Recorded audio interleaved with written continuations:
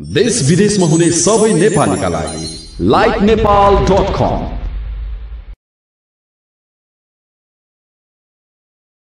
हामी राजनीतिक पार्टीको भन्दा पनि पत्रकारहरूको त्यतिखेर सम्मान बढी भयो।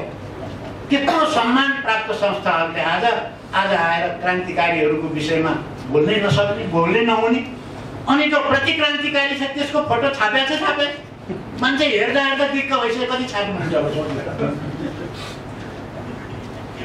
र यसले जुन राजनीति अनैतिकता ल्याएको छ तपाईँ त्यसको भण्डाफोर किन नगर्ने? राजनीति मैले एउटा अनलाइन हेरेको थिएँ, आज अनलाइन पढ्दा एउटा राम्रो पत्रकारहरूले इन्ट्रेस्टिङ कुराहरू पनि लेख्नुहुन्छ। त्यो अनलाइनमा एउटा राम्रो व्यङ्ग्य रहेछ। देउबाले चाहिँ प्रचण्डलाई बोकिराखे, अनि उसले त्यो बोक्ने मान्छे चाहिँ देउबा, अनि त्यो कानमा चढ्ने मान्छे चाहिँ प्रचण्ड। अनि त्यसमा के भनेर भनिएको थियो भने, होइन म फाल्दिनँ, त्यत्रो मूल्य चरको मूल्य तोकेर चाहिँ उ गरेको मान्छेलाई बोकेर चाहिँ किन फाल्छु भने, आफैले त्यत्रो चरको मूल्य टाउको मूल्य तोकेको मान्छेलाई बोकेर हिँड्ने देउबा कस्तो? जसले त्यत्रो चरको मूल्य राखेर चाहिँ हिँड्यो त्यसैमाथि त्यसैको बुई चढेर सरकारमा जाने कस्तो त्यो मान्छे? राजनीतिको अनैतिकताको पनि एउटा सीमा छ, सीमै छैन। अब तपाईँ यसलाई लोकतन्त्र भन्ने हो, अनि पत्रकार साथीहरूले चाहिँ यिनैको चाहिँ फेरि ताली पिट्ने हो, हुन्न। हेर्ने यो प्रतिक्रान्तिकारीहरूलाई हामीले प्रोत्साहन कदापि गर्नुहुन्न। र अहिले जो प्रतिक्रान्तिकारी सबै क्षेत्रमा हावी भएको छ, हुन्छ, इतिहासमा त्यस्तो हुन्छ। क्रान्ति पराजित भएको बेला छ, यो प्रतिक्रान्तिले जितेको जस्तो भएको छ। त्यसकारण जसले जित्यो त्यही मेरो मामा भनेर हिँड्नु हुँदैन। जित र हार भइरहन्छ क्रान्तिमा। ठिक छ, अब हामीले के हार्यौँ, सेटब्याक खायौँ हामीले, तर हामीले क्रान्तिको झन्डा उठाएका छौँ, हामी जित्छौँ एक दिन। हामीलाई जति बेला हामीले जनयुद्ध सुरु गर्दाखेरि त्यही भनिन्थ्यो हामीलाई, जसले गुलीले हान्न जानेको छैन तिनले युद्धको कुरा गर्ने, सेनाको कुरा गर्ने भन्थ्यो। सेनै बनाएर देखाइदिउँ 30,000 सेना। हामीलाई भन्ने गरिन्थ्यो राजतन्त्रको विरोध हामीले गर्दाखेरि कुइनाले पहाडसँग पर्वतसँग लड्न खोज्ने, पहाडसँग लड्न खोज्ने कुइनाले नचाहिने, यिनीहरूले के बुझेका छन् यिनीहरूले भन्थ्यो। खोइ राजतन्त्र त ढल्यो त। त्यसकारण चाहिँ जित र हार हुन्छ राजनीतिमा, तर क्रान्तिकारी शक्तिलाई ओझेलमा पारेर प्रतिक्रान्तिकारीहरूलाई हानि हुन दिनु हुँदैन। र पत्रकार साथीहरूले पनि त्यस क्षेत्रमा काम गर्ने साथीहरूलाई म एउटा विनम्रतापूर्वक यो अनुरोध पनि गर्न चाहन्छु। र अहिले हाम्रो जो उम्मेदवारहरू उठ्नु भएको छ, यहाँ एउटा प्रश्न उठ्ला, पछि साथीहरूले पनि सोध्नु होला, मलाई अन्त पत्रकारले सोध्नु भएको थियो, कति ठाउँमा जित्नुहुन्छ र तपाईँहरूले उम्मेदवार उठाउनु भएको भनेर सोध्नु। जित्नुहुन्छ, पक्का जित्नुहुन्छ? खोइ त्यतिबेला प्रचार पनि सुन्दैन तपाईँहरू, मिडियामा आउँदै जित्नुहुन्छ र भनेर सोध्नु हो।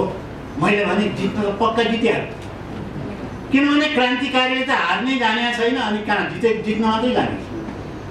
हामीले यहाँ जित्छौँ मात्रै, हार्दैन। म त्यसो मैले किन भन्नु खोजेको भने, यो निर्वाचनलाई उपयोग गरेको एउटा कारण चाहिँ के हो भने हामीले क्रान्तिको तयारी गर्नु। यो चुनावबाट हाम्रा उम्मेदवारहरू घर घरमा पुगिसक्नु हो, उहाँ टोलमा जानुभएको छ, घर घरमा जानुभएको छ, घर घरको परिचय लिनुभएको छ, त्यही सन्देश घरमा लिएर जानुभएको छ। त्यो त हाम्रो जित भइसक्यो एउटा। यो चुनावमा उपयोग नगरेको भए यो हुन्थेन, यो सन्देश घर घरमा पुग्नै पाउनु थिएन, एउटा जित त भइसक्यो हाम्रो। अर्को चुनावमा लड्दा धेरै भोट ल्याएर जित्ने कुरा त बाँकी नै छ।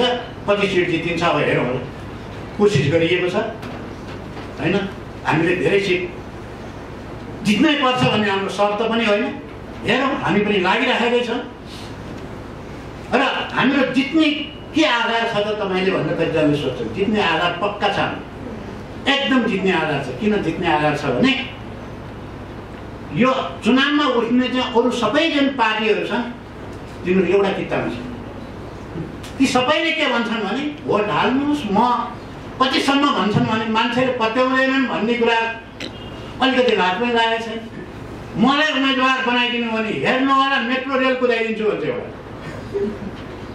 म मोनोरेल कुदाउँछु भन्छ अर्काले म युरोप बनाइदिन्छु भन्छ, कसैले अमेरिका बनाइदिन्छु भन्छ। यो ठग्ने, जनतालाई झुक्क्याउने, धोका दिने र जसरी पनि जनतालाई भ्रममा पार्ने, यो एउटा आफै एउटा ठुलो भ्रष्टाचार। यस्तो कुरा भन्नुहुन्छ। 2 वर्षमा चाहिँ मेट्रो रेल बन्छ भनेर चाहिँ भन्नुहुन्छ। संसारमा कहीँ पनि 2 वर्षमा मेट्रो रेल बनाएको छ। अझ धेरै समय लाग्छ मेट्रो रेल बनाउन थालिसकेपछि। त्यस्ता कुरा पनि गर्नुहुन्छ। युरोप अमेरिका बनाइदिन्छ यो रातारात। त्यो आफै एउटा ठुलो भ्रष्टाचार हो। हामी त्यसो भन्दैनौँ, त्यसो भन्दैन। र अहिले उनीहरूले जसरी चुनावको चाहिँ माहौल खडा गर्ने भनेर चाहिँ के गरिरहेका छन् भने बिहे जस्तो छ चुनाव। के को चुनाव हुन्? बाजा गाजा बजाएका छन्, कहीँ पञ्चे बाजा बजाएका छन्, कहीँ नाचेका छन्, हिँडेका छन्। तमासा सारा साम्राज्यवादीहरूको पैसाको खेल यहाँ देखिएको छ। करोडौँ यहाँ चाहिँ इन्भेस्ट भएको छ। चुनावको नाममा चाहिँ त्यो चाहिँ खर्च भइरहेको छ।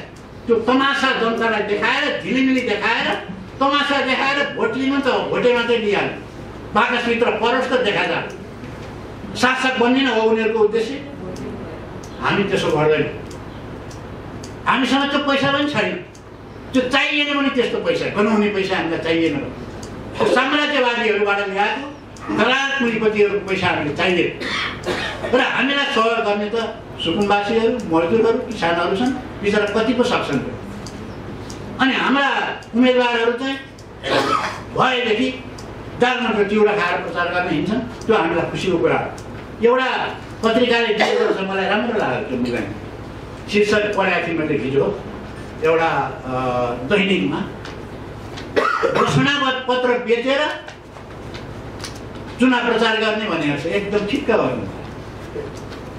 त्यही भन्नु, घोषणा पत्र बेच्छौँ, अलिअलि पैसा आउँछ, अनि त्यहाँबाट त्यही पैसाले चुनाव प्रचार गर्नुभयो। यसो गर्छौँ हामी। यसो गर्दाखेरि हामी के ठान्छौँ भने यो चाहिँ हामीलाई गर्व गरेको ठान्छौँ हामी।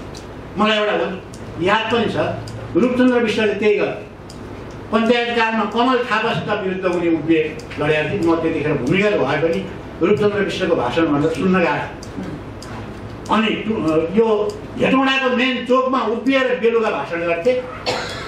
अनि त्यहाँबाट ला हो मण्डलले गुन्डाहरू भनेर छाती ठोक्थे र अनि भाषण गर्थे। अनि भाषण गरिसकेपछि ल यो कुरा मैले पर्चामा लेखाएको छ भने त्यो पर्चा दिन मान्छेहरू चाहिँ दौडदौड गरेर जान्थे। सिधै दिन्न, पैसा दिन्छु, किनभने पैसा खर्च भएको छ यसमा भन्थे र त्यो पर्चा बेच्थे। सबै पर्चा बेचिसकेपछि अनि पैसा आउँथ्यो, भोलिपल्ट फेरि अर्को पर्चा छाप्थे। अनि भोलिपल्ट त्यसै गरी पर्चा बेच्थे। पर्चा छाप्दै बेच्दै गरेर आखिरमा सबभन्दा धेरै भोट ल्याएर किन रूपचन्द्र विश्वले जिते। हामीलाई पनि त्यस्तै पो हुने हो कि घोषणा पत्र बेचेरै पो चुनाव जितिने हो कि? त्यो भयो भने त हाम्रो झन् इतिहासले एउटा स्वर्ण अक्षरमा लेखियो। किनभने यहाँ करोडौँ खर्च गर्ने साम्राज्यवादीहरूले चाहिँ पालेकाहरूलाई चाहिँ उनीहरूले जो पैसाहरू बगाइराखेका छन्, लुटको चाहिँ जनताबाट लुटेको चाहिँ रगत पसिना लुटेको कुराहरू चाहिँ अहिले उनीहरूले बगाइराखेका छन्। त्यो हामीलाई चाहिएन। त्यो तामझाम नै माहौल हो भनेर नलेखिदिनु होला। नेपाली कङ्ग्रेसको उम्मेदवारलाई झिक्न लगाएर फेरि देउबाले डाइरेक्ट चिठी लेखे। किनभने त्यहाँको कमिटीले मानेन, फिर्ता नलिने भन्ने निर्णय गर्यो। उम्मेदवारले म फिर्तै लिन्न, ल कारवाही गर्ने गर भन्ने। अनि पार्टीको सभापतिले पत्र लेखेर हाम्रो उम्मेदवारलाई झिक्देऊ भनेर पत्र लेखेर अनि त्यहाँबाट प्रचण्डजीको छोरीलाई त्यहाँ उम्मेदवारमा समर्थन गर्छ। आज लाइन लागेर दुवैजना प्रचार गर्ने हिँडेछ। त्यही उम्मेदवार कस्तो खालको लोकतन्त्र छ। देश कस्तो घिनलाग्दो लोकतन्त्र।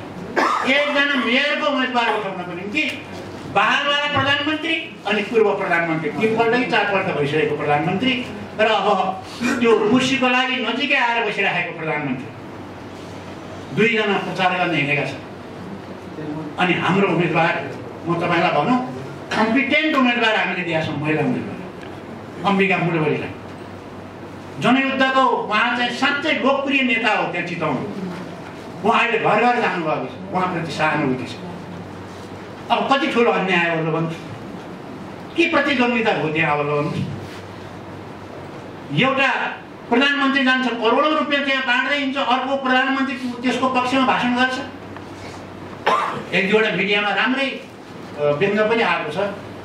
के आएको छ भने शेरबहादुर देउवाले टोपी चाहिँ रुखको लगाएको छ, हातमा चाहिँ त्यो हँसिया हँसौडाको गोलो छ नि प्रचण्डहरूको चिन्ह, त्यही बोकेर भोट मागे। अनि प्रचण्डले चाहिँ के गरेको छ भने हँसिया हथौडाको टोपी लगाएको छ, रुखको भोट मागे। सायद अब प्रचण्डहरू यहाँ चाहिँ रुखको भोट माग्दै हिँड्छन्। कति हाम्रा बिचरा, मलाई अहिले दया लाग्छ हाम्रा चाहिँ माओवादी केन्द्रका साथीहरूलाई देख्दा दया लाग्छ। कतिजना रुखको भोट माग्दै हिँड्नु होला, हामीले एउटा रेकर्ड चाहिँ राख्नै पर्छ, फोटो पनि खिचेर राख्नु पर्छ। क्रान्तिकारीहरू रुखलाई भोट मागेर हिँड्नु, राजनीति कहाँ पुग्यो? फेरि चाहिँ क्रान्तिको कुरा गर्नु पनि छैन, त्यो अधिकार छैन। हो अर्को हाम्रा एमालेहरू राप्रपालाई भोट माग्दै हिँडेर गाईको भोट माग्छ। अनि गाईवालाहरू सूर्यलाई भोट माग्दै हिँड्ने, यस्तो दुनियाँमा कहीँ पनि देखिँदैन, यहीँ मात्रै देखिन्छ। त्यसकारण चाहिँ यति धेरै राजनीति अनैतिक भएको छ। एउटा भनाइ छ अङ्ग्रेजीमा, politics is a dirty game भन्छन्। यो राजनीतिलाई निषेध गर्नेहरूले के भन्छन् भने politics is a dirty game, राजनीति भनेको फोहोरी खेल हो भन्छ। त्यो अरूले त मान्दैनथे। त्यस्तो प्र्याक्टिकल्ली चाहिँ अन्त त त्यो भएको थिएन। नेपालमा politics is a dirty game भन्यो भने सबैले पत्याउने भयो। यहाँभन्दा डर्टी के हुनु भन्नुहोस्?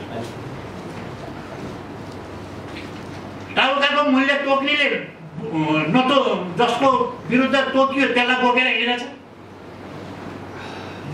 त्यसैको पार्टीको चाहिँ चुनाव प्रचार गर्दै हिँड्छौ।